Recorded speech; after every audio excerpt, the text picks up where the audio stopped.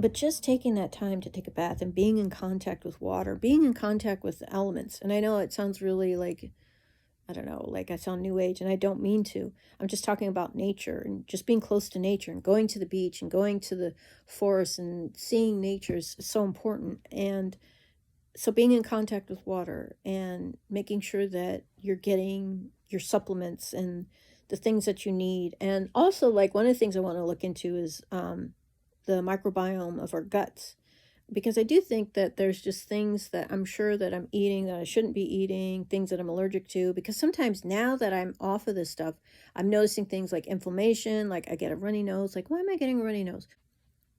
But it just makes you more aware when you sort of scale down the things that have been distractions, and you can kind of get down to, okay, so what is it that I really, really need?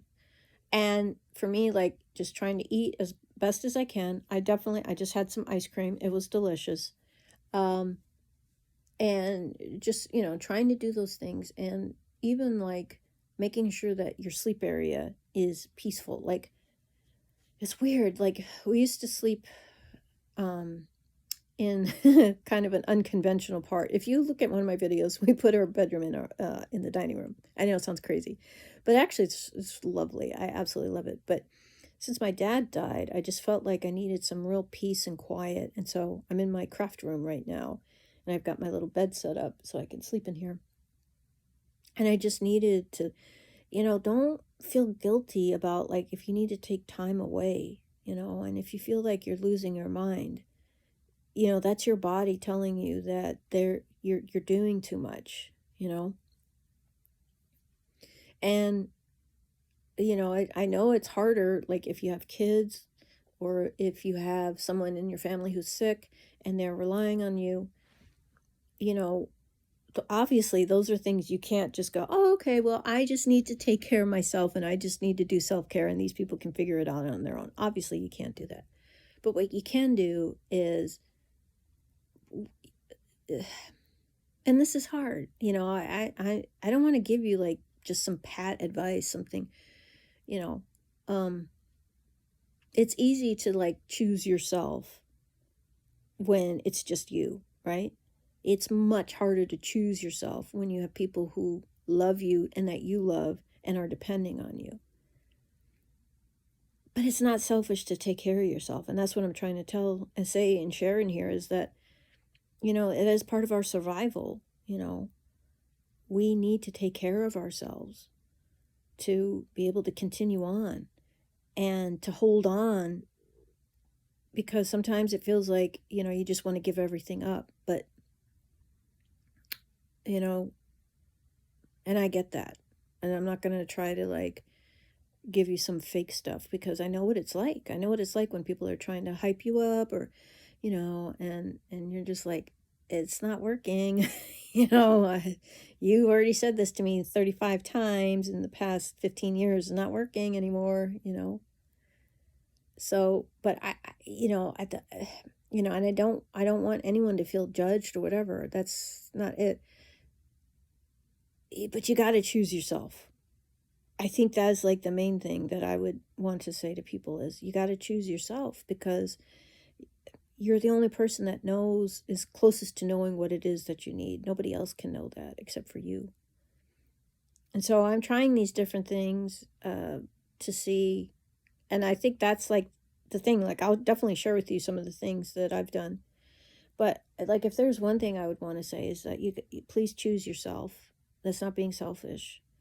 I'm not saying like let your kids go hungry, or whatever it is. But I think that the thing is that our society wants us to be so distracted that we don't take care of the things that are important to us, and we can't let that happen. So, because like, aren't we all in the same situation where we're so exhausted? Everybody is so exhausted, right? And not only are we exhausted, but then we're expected to, with the minimal energy that we have, be able to, do everything, right? And, this is for everybody, but just because as a woman, I'm a woman, that's the only place that I can really relate to. So I am directing this mainly towards women, but hey, listen, anybody that wants to, can relate to this, please, I want to help as many people as I can. Because, like, even though, like, I've been sick for like 24 years and probably sick for many years before that, I always felt like in my situation that I was so alone and I just didn't have anyone to help me. And I think that's why part of the reason why I started this channel was because I really wanted to help people who were in my situation. Like for me, I grew up very isolated. It's possible, like I was looking at some things, there might be some neurodivergence going on that I never even knew about. But then when you're on TikTok, it's like TikTok University, and there's these things that they talk about. I'm like, that's me, you know. So it's something I'm looking into. But when I was 18, I was made to be houseless. I literally just graduated high school, like weeks before. I was 18 years old. And there was a part of it where, I had to rely on myself, right? I didn't really have anybody. And there were people who tried to help, but it wasn't anything. And I think that's kind of like what happens a lot of times. It's like you're stuck and people give you, like, they try to help, but it's nowhere near adequate. And I don't want to be like that. Like, I want to be the type of person that if someone asks me for help, I'm going to go all in for them. And so that's why I really want to like start a series called Self-Care is not selfish, it is survival. And I think for women, we do so much and we push ourselves so hard through the exhaustion. It's not like, I mean, some of these women here, let me tell you, some of these women, I don't know how they do it. I do not know how they do it. I'm not one of those women, okay? So, like, I still think, though, that in the end, their health is going to suffer. I just don't think a human being, unless, like, you're, like, some kind of, incredible energy or whatever. Most of us, though, we start to get sick in our 50s. That's when it starts to hit, you know. And some of us, it's younger. Like for me, it started when I was in my late 20s.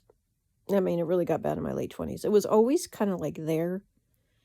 And so anyway, I just, I want to be able to like be as helpful as I can. And so I know I was so disappointed in the powder because let me tell you, that stuff, it was incredible. Like you saw the video.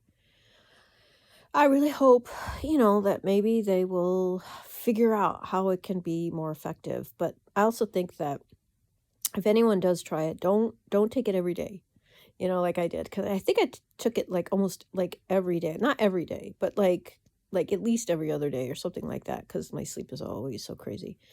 But yeah, that stuff was awesome. I mean, if there was something like that, I mean, that would be incredible. The only problem is that if anybody has tried it, you'll notice too, you'll get a kind of, it's almost like you get kind of, like you come down in a sense. And so like you're tired and so that's kind of a bummer. But yeah, like, so, there's always been things that I have tried. And I think like the main thing for any of us who are trying to make a better life for ourselves, whether it's with health or whatever, is to always remain curious. I feel like staying curious and staying questioning is part of being hopeful, right? Because if you stop questioning and you stop being curious, hopelessness is not too far away. And so that's what I've done. Like over these years, I've just been searching and trying different things. And definitely something I want to hopefully talk about in depth is my experience trying like hemp/cannabis products. And, just they have been such a game changer for me. They really have helped. And just in weird ways too, like I lost weight. Like I don't know why. I'm not sure why that was. And it wasn't like I needed to lose weight. I was, I was always at a good weight. But, I lost weight, so, I'm not going to complain. But and I did make sure, like, I was like, dude, do I have cancer or something? But, no, everything's fine. Anyway, I had gotten blood work done. But the thing that's nice, and this is what I would say, is like making sure you get the rest and making sure you do what you need to do to recover. you know, taking the things, doing the things, taking a bath, and getting sleep. And listen, if you have to sleep for 24 hours straight, do it. I know that sounds crazy, but for some of us who are just worked to the point of exhaustion, sleep is the most powerful thing. And honestly, like I think that's been the thing that has helped me, even though it's been sort of my enemy. But at the same time, I feel like I'm letting myself get the rest that I need. And now, like, it's weird because with the taking the Delta 8, I feel like I don't need to sleep as much. Which is like for anybody who understands like issues with sleep disorders and sleeping too much. I have idiopathic hypersomnia, which is basically they can't figure out why I sleep so much. Just what a dumb thing. Idiopathic. Anyway, um that I've just noticed lately that I haven't needed to sleep as much. And so like you don't worry, like if you take time and you sleep a lot and you're like, "Oh my gosh, it's going to be like this forever." No, it's your body healing itself and it's recovering. I think your best recovery is in your sleep. And then helping your sleep be as effective as possible. So like I was taking Delta 8 at night to help me not just with sleep, but just to help me recover.